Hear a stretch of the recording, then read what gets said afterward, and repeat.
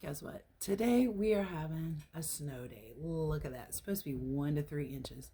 And the best thing about a snow day is getting to read in bed. So we're going to read Cross Country Cat. I hope you like it as much as I did. Okay, here we go. Cross Country Cat.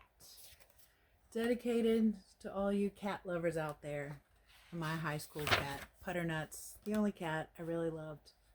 Besides Mrs. Tommy, our Siamese, who was not a girl, but was a boy. Henry was a hind leg walker. It started with chasing flies. And he decided he liked that way of prancing, and he even danced to the music on the stereo when his folks weren't watching. Of course, Henry chased mice on his 4 feet, but when he felt full of the old pizzazz, he stalked around on his back legs, switching his tail for balance. Some smart cat, said the kid and the woman. Idiotic cat, said the man. Still, Henry pranced to please himself. One time, they were all up at the mountain cabin for a weekend of cross-country skiing. You ought to try skiing, Henry, said the kid, and he decided to make a little pair of cross-country skis and poles for Henry. In the carport, the kid found an old roof shingle that was starting to curl up at the ends. Out of the shingle, he carved 2 skinny skis. He waxed the bottoms and tacked leather thongs to the top for the foot bindings. Small ends of pine boughs with their brushes of needles made pretty good ski poles. Out on the deep snow, the kid stood Henry up and pushed his back feet into the ski bindings. Okay, Henry, try a slide. Wow! Henry refused. He dropped down on his 4 feet and the front end of him sank into the snow. Schnaff! He spat snow off his whiskers. Those people were crazy to want to slide around in the snow. Guess you'll never make a skier, cat, said the kid, taking off Henry's skis. That's how I feel about skiing, too. Next afternoon, they packed up to go home. Henry settled in the back of the 4-wheel drive on a stack of dirty long underwear. He was smoothing out his whiskers for the trip when suddenly he remembered his mouse. He'd left it under the kid's bed. His mouse was a piece of purple yarn, and Henry never traveled anywhere without it. He slid out of the car and dodged into the cabin as the kid snuggled out the door with a big garbage sack. Henry found his fluff and shoveled through the cat door just in time to see them drive off. Wow, wow! He yelled, but they didn't hear. Henry's tail bushed out in fright. They wouldn't know he wasn't in the car until they got down to the town that night. Henry didn't think they'd come back for him. The man was driving, and the man didn't like cats anyway.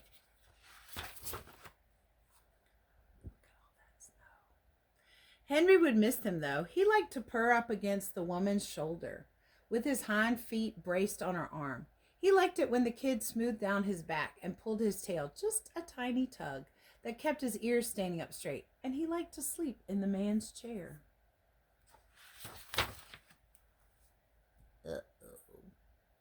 Terrible thing. He couldn't get back in the cabin because the cat door only opened out so that skunks couldn't come in.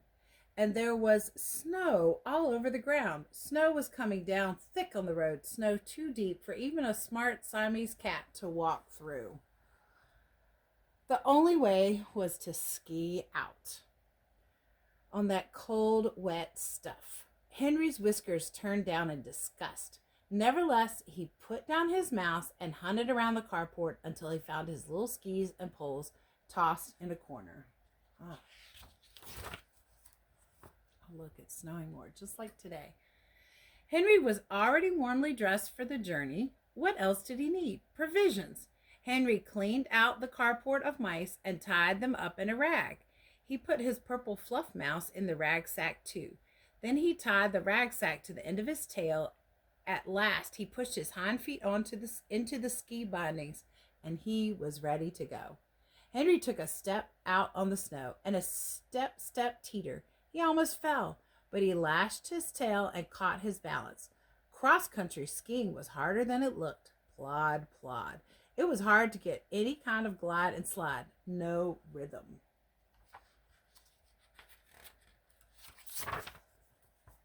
Henry remembered a song the kid used to sing. This old man, he played one. He played knick-knack on my thumb. Henry tried stepping his skis in time to the song. He sang, meow, meow, meow, meow, meow, meow, meow, meow. And his skis went step and slide over the snow in perfect rhythm. By the time he got to Knick-Knack Paddywhack, he was skating on his skis and waving his tail to the beat. His pine bough ski poles plopped neat brushy tracks in the snow, and the ragsack swung from the tip of his jaunty tail. I think he's going to do it. The snow stopped falling and the sun came out. Henry narrowed his blue eyes against the sparkle of snow as he skied cross country toward the town. In a meadow, he came down a hill. Of course, Henry's knees were bent. He crouched for the run, loose and breezy. When he got to the bottom, he liked that slide so well he tramped back up the hill and came down again on his smoother trail, fairly sailing. Whee-ah! Now he knew why the kid liked to slide on the snow. Maybe it is fun once you get the hang of it. Oh, look at that. Wow. Down by the stream, Henry saw an elk plowing through snow up to its belly. It was heavy going for the poor old elk. Meow, meow. Henry zipped by on the top of the snow. Some smart cat. Look at his shadow, too. That's kind of cool. Looks like a squirrel. Lipperty, up from behind, a snowshoe rabbit pulled alongside Henry. Think you're going fast, said the rabbit. Want a drag? That means, do you want to race? Meow, meow. Slide and glide. For 30 seconds, Henry raced with the rabbit, and then the rabbit disappeared over a hill while Henry was still plodding up the slope. Smart aleck, rabbit.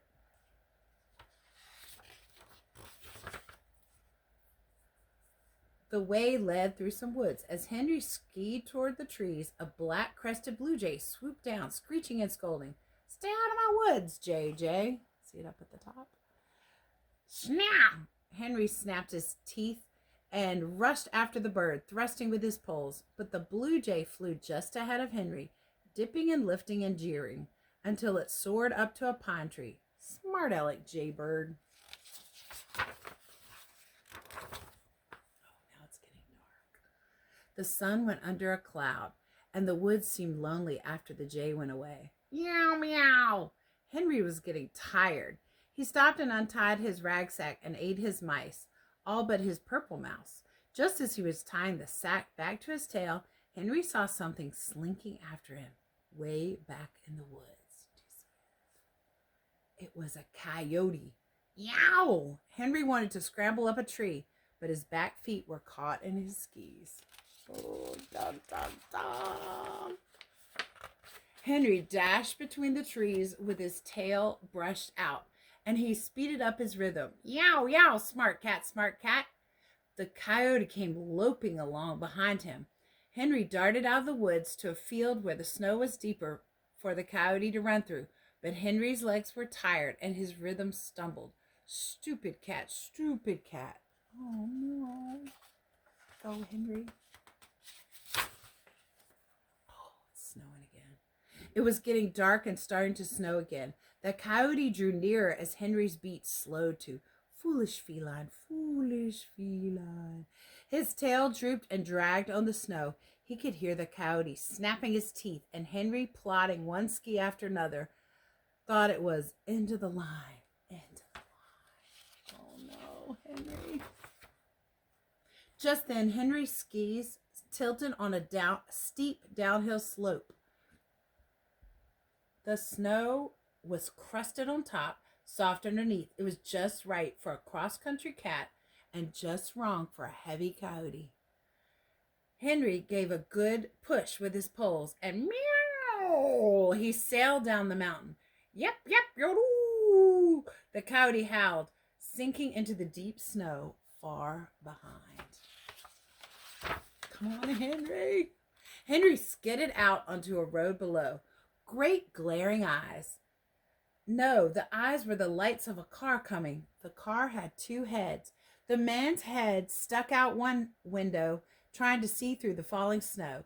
The man looked pretty mad, but he was coming. The kid's head stuck out the other window, and he saw Henry.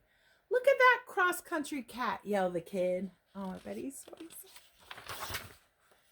Quickly, Henry threw away his ski poles. While the car was stopping, he pulled his feet loose from the skis and shoved the skis under the snow. He thrashed and floundered in the drifts. Help, meow, he cried piteously. Oh, look at that. Now he's acting like a baby.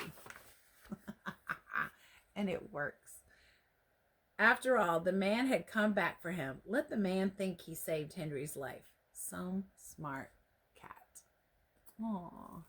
I love a good happy ending. Yeah, our Siamese cat we named after our Uncle Tommy, but then it turned out it was a girl, so then we called it Mrs. Tommy, and my mom made us give it back because it ate holes in our sweaters.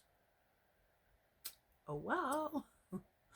I hope you enjoyed that by Mary Calhoun, and I love the illustrations by Eric Ingraham. That was really pretty. Oh, here's the whole thing. Isn't that cool? It had good illustrations. My class has been learning about weather back in December and part of January, and now we're learning about trees, and we like the books with animals and trees. I hope you enjoyed Cross Country Cat on this snowy day. It's still snowing here after I read the book, so I was going to show you my backyard. And my dogs like to go out in the snow. Does anybody's cat like to go out in the snow? Don't know.